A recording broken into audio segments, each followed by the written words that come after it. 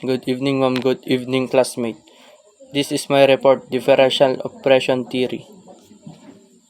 Regolian Hewitt in 1994 stressed that it is not teaching children right from wrong that is the problem.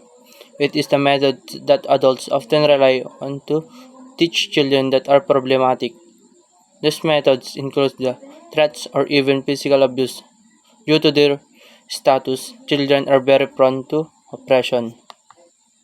Next slide is the developmental ecological perspective provides a means for understanding how oppression of children occurs within multiple social contexts that interrelate to produce harmful or outcomes for children. This approach emphasizes that a child's learning and development is rooted in its environment. As a child grows, it encounters different environment and each environment has to do in the development of the well-being of a child. Next slide is all children are oppressed.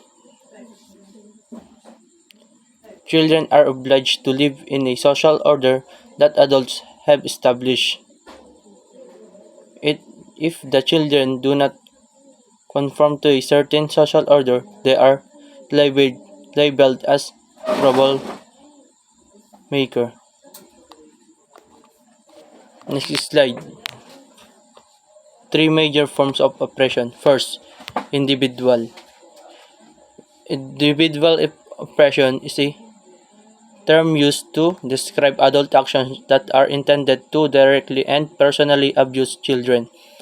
These acts include, but not limited to, abuse, tough love, and neglect.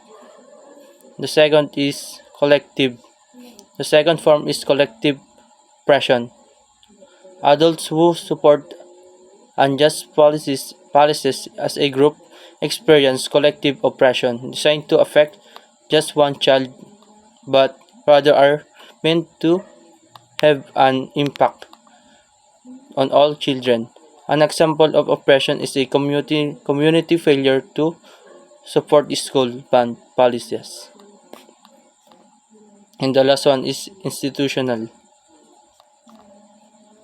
Rogalin Hewitt assert that regardless of social institution examined, example, healthcare, economy, religion, school, and the family, children are still victims of oppression. Next slide. Children are exposed to different levels and types of oppression that vary depending on their age, level of development, socioeconomic class, race, and the belief and perceptions of their parents. Oppression is the unjust use of authority. As Regolian Hewitt quoted, oppression socially, emotionally, or physically restrains, restricts, and prevents people from living the way they would in the absence of power.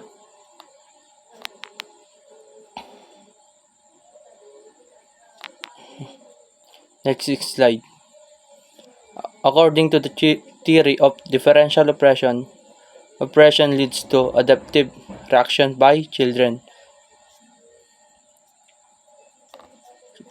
Passive acceptance, exercise of illegitimate coercive power, manipulation of one's peer, and retaliation. Ang passive acceptance is obedience to adult standards and authority based on their fear. This often leads to hatred which is repressed, such as repressed hatred often takes the form of alcoholism, drugs addiction, or self-esteem later in life.